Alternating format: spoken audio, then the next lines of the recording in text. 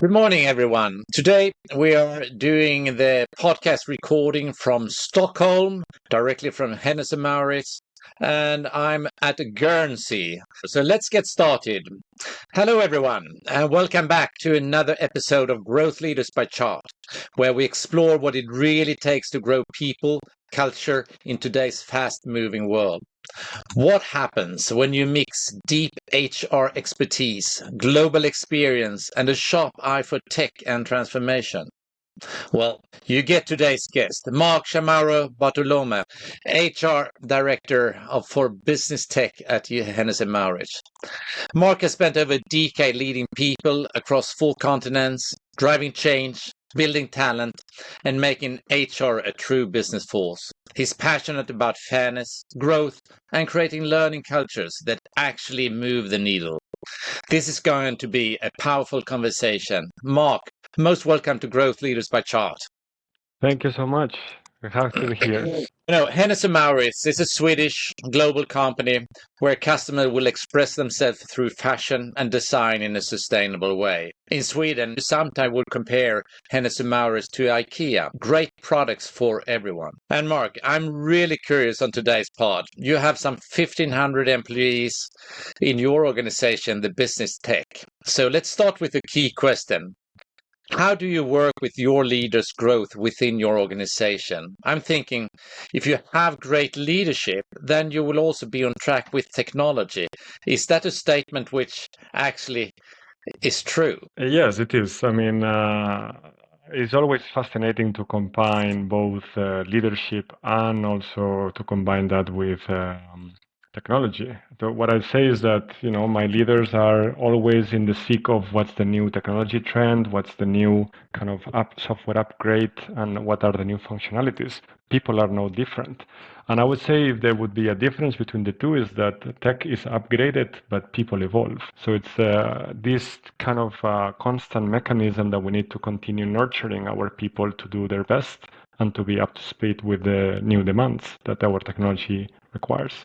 And how do you handle, in tech, and there's actually no difference in tech from other business. If you have 1,500 people, you most likely have around 150 with team leaders and so on.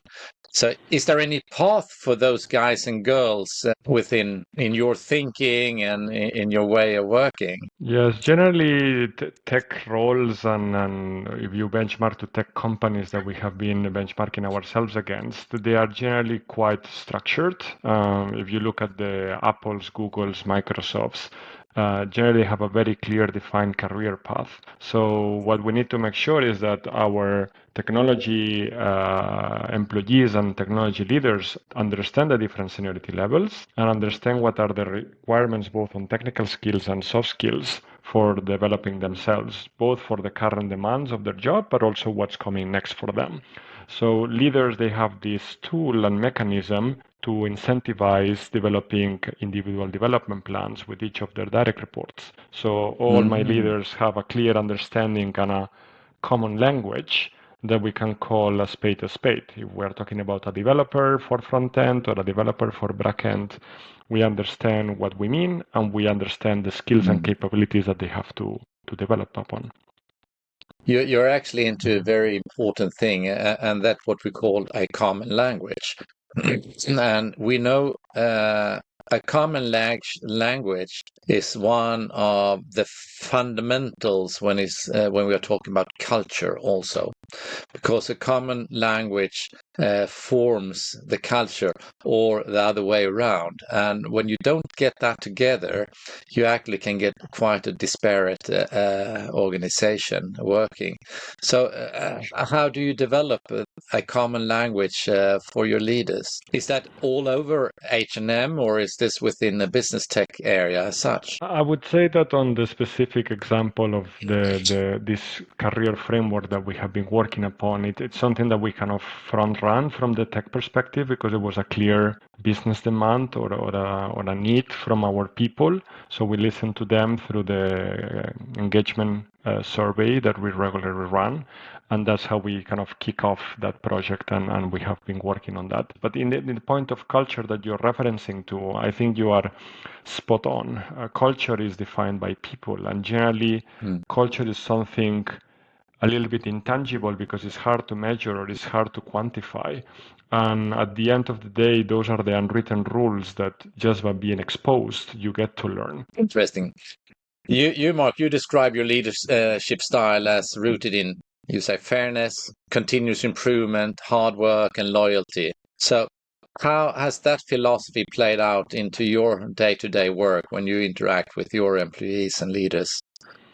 I would say this has been kind of a journey for me, and the more the pattern I followed, the more I kind of related to those words that you described. I would say that my leadership goes into consistency with my values, and fairness to me means ensuring transparency on decisions, especially on the HR wall. Sometimes it feels like, it's a small room somewhere that is taking decisions and with lack of clarity. So transparency is what allows clarity and to secure that is a fair process. Continuous improvement, I would say that it's more about, fomenting this feedback culture that sometimes we lack in certain team environments, so that we have more retrospectives and to secure that we can always get better. Hard work is more about my presence and availability. I'm quite present with my leaders and my employees. And loyalty is how to secure support, especially on the tough times, so that we are there for each other for the success. So you work with open door policy? Generally, yes, that's how I like to run it. Yeah. So when you look at your role from a human resources perspective, from a strategic perspective, what this does not have to be H&M or anything like that, but what do you see as a strategic HR leader as the core fundamentals for any company today? I mean, what is really important in that role today? I would say that anyone that considers having a role as a strategic HR leader would mean to anticipate what's coming up in the future in your particular function that you are responsible for. Seeing workforce strategy is kind of like the backbone on what a strategic HR leader is supposed to do. It's looking at, the 3 to 5 years down the line on how to identify key capabilities that your business that you support is needing of, and also, secure the rest of the people processes and people agenda that you need to support and incentivize that. But overall, I would say workforce strategy that is aligned with the business agenda. Okay, and is this an expectation by yourself, or is it also an expectation from the executive team that is the role you guys and girls have to take for the future of the company? Because sometimes we have seen where is the drive, or you feel you are accountable for this. This is yours. I would say that there are certain roles that naturally this comes as a clear expectations. If you are head of something, or if you are a kind of a senior leader of a particular big size portion of the business, it's expected of you to have that responsibility. But I would say over the years, people I looked up to from a HR point of view that I really see the strategic mindset that they follow, it's something that I wanted to mimic or replicate on whenever I had the chance in my previous roles. And now that I have the opportunity to really live up to it, I'm taking the most advantage. But I think that would go for either HR generalist roles like myself, or also especially roles like L&D professionals. Yes. Yeah, that's great. I think you're so spot on in your analysis on that. The importance also of what you do, and let's jump a little bit into learning and development. So, how do you foster that culture within your organization? Is that something you actively are working on, or is that you have maybe a head of L&D running that, or how does it work? Yeah, we have L&D specialists that, of course, support us. I mean, the head of L&D is the one responsible for the overall group strategy, and us within a function kind of get a specialist to support us on certain aspects of things. But I would say overall, the main thing that we have to understand about L&D is that L&D is not a function, L&D is not a training, L&D is a mindset. And we need to secure that we have the mindset and the environment where people are having this culture of growth, this culture of development, this culture of learning. And one model that I've been seeing in many of the companies I worked in is the well-known 70-20-10. 70% learning through the experience, 20% through exposure, and 10% through kind of formal training. And that really fosters the philosophy of the misconception of L&D of, oh, I'm not receiving training from HR. But then at the end of the day, we need to foster coaching programs, mentor programs, job shadowing stages, job rotations that foster that 20%, and also to secure that these individual development plans I was referring earlier fosters that 70% learning through the job, learning through experience. And sometimes we misconstruct that that's also L&D. To facilitate that environment and that way of developing, it's also important to highlight and to spend time on. When it comes to one important area, what I've seen at least is many are starting to work with mentoring programs. There are both coaching programs for some companies, and they can use external coaches. But now I'm looking for the mentoring programs. So now you have identified X guys and girls and want to secure.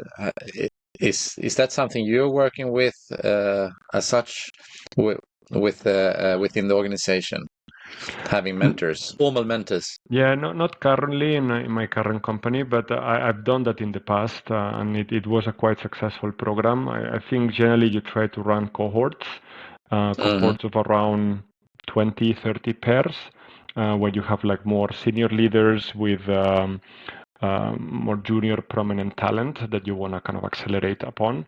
And I would say generally people mix them up a lot, coaching and mentoring. I would say that coaching is more about somebody that guides you through questions to find your own answers, while mentoring is how to expose through the mentor experience by sharing that you can learn and capitalize and be guided upon more than through questions through somebody else sharing their experience and journey. And I would say that internally in companies, mentor programs are very successful because we have very senior leaders that are able to do that. So I think it's a very good thing. So, Mark, in your role as of today, and change management must be a key component, and we know that any organization you're moving forward, change management is one of the critical. What is your background in that, and how do you reason about making change? I'm a certified practitioner of ProSci change management, and one of the elements of ProSci follows what is called the ADKAR model. ADKAR stands for Awareness, Desire, Knowledge, Ability, and Reinforcement. So in any change process, you need to assess where your stakeholder group is on each of these phases, and always start from the first A until the last R. If you are very good at reinforcement, but people are not having an awareness, the change is going to be pretty useless. And in the theme of learning and development that we have had in this conversation, both knowledge and ability are highly correlated to L&D. So we need to secure that we have awareness and desire first. So people would like to be trained to get the knowledge, and then they will have the opportunities and experience to be able to showcase their ability and prove themselves. Yeah, that's great. And when you are driving a change management project, do you actually educate the people in this model? Or... Absolutely. And I think the first thing that you have to do on any change is to have business sponsorship to the change so that there is a buy-in from the top so that they can really showcase and advocate towards the change. And then you have the mapping of stakeholder groups, and then you walk through the 5 letter stages. So this is a very good framework, pretty simple, but that really helps people drive and navigate change in a much simpler way. Yeah. And I'll advise people working with change management, have a look into the model. So when you look right now, what learning priorities, without going into any competitive thing, are you focusing on right now when you look at your organization? I mean, that could be from a soft skills perspective, but it could also be from a technology perspective. What are important things which you see? These are the skills I need to actually move the needle over the next coming years here. I think what's important is that we have the right foundation to go into this type of questions. And I would say that because we focused on the past 18 months on this career framework to identify the specificities of all type of roles and identifying both technical and soft skills. And now we are able to identify that quite easily. So now we are in the journey of building what we call a tech academy. So the Tech Academy is the umbrella of all the learning ecosystem that we are building upon for all tech roles across the company. And within those, we have different elements that we are kind of fast tracking or prioritizing. But then the other two are tech architecture and tech program management. We see that architecture is kind of one of the big orchestration of all the system landscape that we want to build in the company, and program management for these big programs that we need to cater across multiple functions. So those are the key ones that we are focusing at the moment. Yeah, okay. And that we know, those who actually can leverage that over time, that will make a difference in the interesting in the market. So when you're working with training like this, are you thinking also about metrics already from the beginning, and say what is it we actually want to achieve moving forward? Because we see that, I mean, as a training company of ours, we get that question. So and we always try to relate it to business metrics. So what is it we want to achieve from a business perspective? How can we break that down and then make sure we actually align? But how are you reasoning in these things? I would say at the moment we're in the early stages of this tech academy I was referencing, so we don't have specific measurements set yet. But I would say, having experience of building academies in the past, generally you look for three main things, or at least is what I have experience upon. That is skill progression with pre and post assessment through any learning curriculum or program that you want to design. Business feedback is the business really seeing the value of the upgrade and progress and toolkits that we have provided to our people. And last but not least, performance reviews, both based on business results and also behavioral results that we wanted to analyze. So those are the main three things that, on a broad strokes, kind of identified a clear thing. Then you can go into specific KPIs of like usage, number of cohorts, money spent, and so forth. But the business value is most important. And if we then continue on that business value, so what leadership traits are most essential to develop in a future focused tech-enabled team? We can start to keep it on a team level, and then we can bring it up if there goes some differences. But in the end, this is about teamwork, and that's the leadership skills coming in there. What traits do you see most essential to develop? Let's take the team leaders right now and make that generic, based on all your experiences. I would say that either having formal staff responsibility or indirect leadership through like a set of a program setup or agile team or whatever it is that we want to have. I think there are quite common themes across both formal and indirect leadership. I would say that they are adaptability, empathy, and clarity.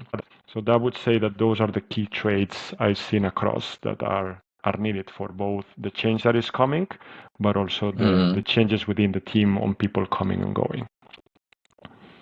Well, I guess also in Hennes and Mauritz, if we have run a project that's cross departments many times, and people sit in different parts of the world, which means that we work as you and I do right now. We use one technology to communicate. But let's say now we take a team where we have a direct report. And they happen to sit now in 3 different countries or 4 different countries, which means we won't meet. We are not in the same office, and maybe it's also allowed to work from home. So how do you get your leaders trained to actually, how do you handle those things? I would say that as a team, we need to have certain kind of engagement level agreements. And if we worked online or not physically present, we need to have certain ground rules. And ground rules can be, be actively present, have cameras on, be intentional with the meetings and interactions that we have, regular check-ins. So there are certain things that thanks to the pandemic, we have been able to accelerate and work upon. But the trend that I'm seeing right now is that more and more companies are going to more being back in the office to foster again the physical interaction, and especially for creative sessions, it's much more easy to navigate through a physical interaction than through an online. We have many tools like Miro and others that allows us to interact online, but the effectiveness is not the same power as reading the room when you are face to face. So we have certain protocols and principles that we have encouraged our leaders throughout the pandemic, but at the same time, the trend is pivoting more into re-engaging through the physical interactions as much as we can. Yeah. Okay. Yeah, because I think this is having these foundations in place, because it's one thing if you've been a leader a long time, you know what it takes. And yes, you're right. We who are a 100% virtual company, we see also that there's more and more people applying to us who has got used to be able to work from home, etc. And now the bigger companies now you have to go to office, and if you are in some countries, you have a long travel. So it's interesting. It's such interesting. I'm going to have some rapid fire question to you, Mark. Yes. Are you ready?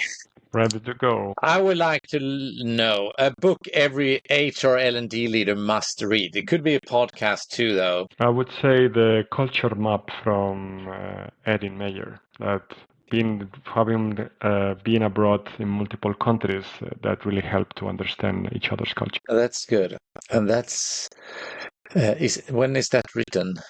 The culture map. I read it a while back. I'm not sure about the specific year, but yeah, Erin Meyer, the culture map, really recommended. Yeah, that's good, because that is also as a growing leader, understanding culture, I would say, is the most important thing when entering, international roles or with international teams as such, because there are very clear differences, and understanding those will align. Great answer.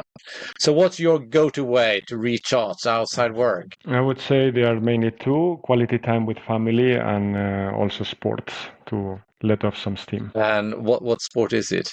Basketball mainly.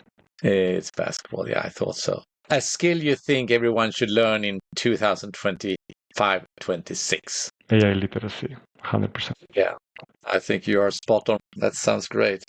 And one habit that keeps you grounded as a leader? I would say daily reflection, either by myself or with my wife, just to know what went well on the day and what would have done differently. That helps me ground myself and learn from my mistakes. Yeah, and that reflection time is super important. But having that and say, well, there's the thing, and it doesn't come up when you work in the day. It comes up afterwards. So Absolutely. thank you so much, Mark. It's such a great having you on Growth Leaders podcast show, and thank you. Thank you for today. joining. Yeah, very glad to talk to you. Thank you, Peter. Thanks.